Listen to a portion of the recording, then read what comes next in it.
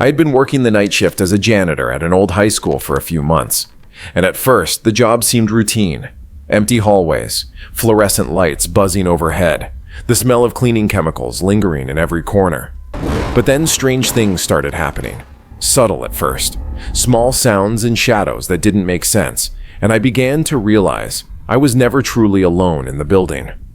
One night, while mopping the main hallway, I heard the faintest whisper, like someone calling my name, soft and distant. And I froze, convinced it was one of the teachers or students returning late. But the school had been completely empty for hours, and when I checked the classrooms, they were all dark, desks and chairs perfectly in place, nothing out of the ordinary. Yet the whispering continued, now closer, coming from the far end of the hallway, echoing around corners where no one could hide.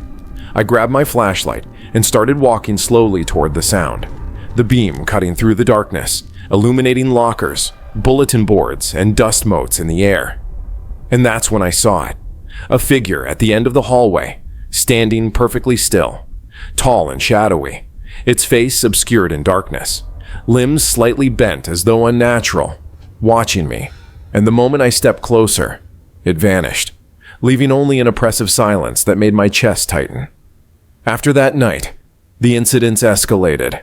Doors I had locked earlier were found open, trash bins overturned, and the mop I had left in a corner was always moved to the middle of the hallway. The whispers returned, sometimes from directly behind me, sometimes echoing from empty rooms, and once, while cleaning the gym, I saw a shadow pass quickly across the wall, stopping at the bleachers, as though someone, or something, was sitting there, watching me, though the bleachers were empty. One night, I was emptying a classroom trash can when I felt a cold hand brush against my shoulder, and when I spun around, the room was empty, but the whispering grew louder, now directly into my ear, saying things I couldn't understand, guttural and soft, yet unmistakably close. I ran out of the room, heart hammering, and as I turned the corner, I saw dozens of shadows flickering along the lockers, moving against the light, and for a moment, I thought the building itself was alive.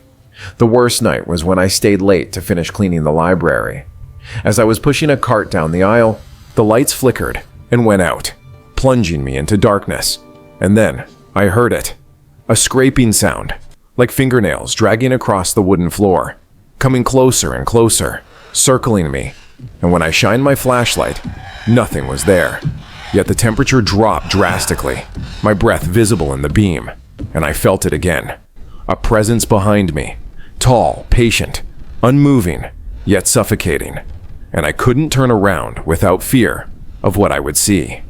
I fled the library, ran through the empty hallways, and finally made it to the exit, shaking, heart racing, convinced I had imagined it all. But when I returned the next night, the same shadows returned, the same whispers, the same cold presence lingering just out of sight, and I realized with absolute certainty that some part of the building was alive, waiting for someone like me, patient, watching, and that as long as I worked those night shifts, I would never truly be alone.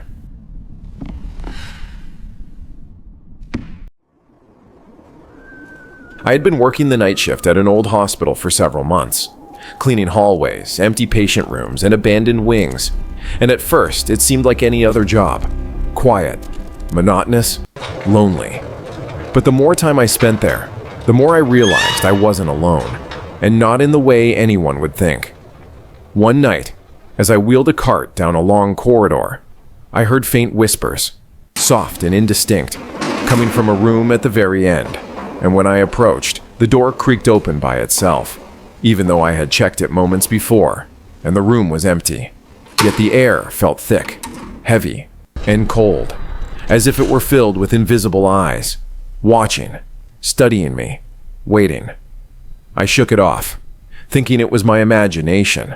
But later, in the surgical wing, I heard footsteps behind me, slow, deliberate, echoing off the tile floor, and when I spun around, no one was there, though the sound followed me, matching my movements, stopping when I stopped, resuming when I moved again, and my skin crawled with the feeling that someone, or something, was pacing me, unseen, always just behind me, Over the next few nights, the incidents escalated.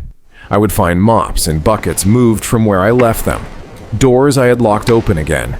And once, while cleaning a patient room, the bed slowly shifted across the floor on its own, scraping loudly against the tiles, and a cold draft whispered over my neck, carrying soft, almost inaudible words I couldn't understand. The worst moments were in the abandoned wings where the lights flickered and went out entirely, leaving me in near darkness, and shadows would shift along the walls, sometimes forming shapes that looked like people, standing just out of reach, tilting their heads as if observing me, and no matter how quickly I moved, they were always there when I turned around. One night, while finishing my rounds in the basement storage area, I heard a sound that made my blood run cold. A low, wet scraping coming from the far end of the hall, slow, deliberate, and growing louder, as if approaching me with purpose. And when I turned on my flashlight, the beam illuminated a figure crouched against the wall, featureless, black, and impossibly tall, its limbs bent at unnatural angles, watching me silently.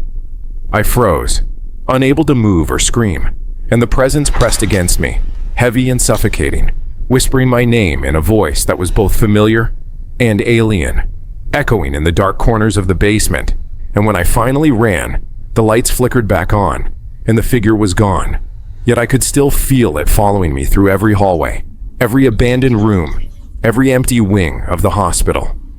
I quit that job soon after, unable to endure the constant fear. But even now, years later, whenever I see a long, empty hallway or hear footsteps in an empty building, I am transported back to that hospital, remembering the cold presence, the impossible shadows, the whispers, and I know with absolute certainty that some part of that place is alive, watching, and patient, waiting for the next janitor to wander its halls alone at night. I had been working the night shift at a massive, nearly abandoned office building for a few months, and what began as a simple, lonely cleaning job quickly turned into a nightmare that I couldn't escape because the building itself seemed alive after dark. At first, it was subtle. Doors I had locked earlier found wide open, lights flickering for no reason, the faint sound of whispers echoing down the empty hallways. But soon it escalated, turning every night into an ordeal that left me exhausted, terrified, and constantly looking over my shoulder. Because I realized that the shadows were not just shadows. They moved independently, stretching along walls, pooling in corners, sometimes forming shapes vaguely humanoid, watching me, always watching, and I could feel the presence of something patient and malevolent that didn't like being ignored. One night, while mopping the main lobby, I heard the faint sound of footsteps pacing behind me, slow, deliberate, matching my own rhythm. And when I spun around, no one was there. Yet I could feel the weight of eyes drilling into me from every direction. And the whispers began again, low and guttural, repeating words I didn't understand, echoing off the marble floors and glass walls. And no matter how fast I moved, they followed, circling me, pressing into my mind as much as my body. The worst nights were in the upper floors, where the hallways were long and narrow, and the lights flickered sporadically, plunging sections into darkness. And there I began to notice impossible things. Walls seemed to shift slightly when I looked away. Stairwells that led to floors I didn't recognize. Doors opening into empty rooms that should have been locked. And the air would grow icy cold without warning, making my breath visible in the light of my flashlight. My hands numb, as if the building itself was seizing me. One night, I entered the storage area to put away cleaning supplies, and I heard a scraping sound, slow and wet, like fingernails dragging across concrete, coming closer and closer. And when I shone my light down the hall, I saw a figure crouched against the wall, impossibly tall, featureless, limbs bending wrong, head tilted unnaturally, staring at me silently. And the presence pressed into my chest so hard I could barely breathe, whispering my name repeatedly in a voice that was both human and not. And when I turned and ran, the figure vanished. Yet I could still feel it following me, circling me, lingering in the corners of every hallway I passed. By the end of that week, I was terrified to even enter the building, yet I had to work. and every night became a trial. Shadowy shapes flitting across ceilings, objects moving on their own, whispers intensifying until I could barely think, the floorboards creaking beneath invisible footsteps, and an oppressive sense that the building itself was aware of me, judging me, waiting, patient, watching for the moment I would falter.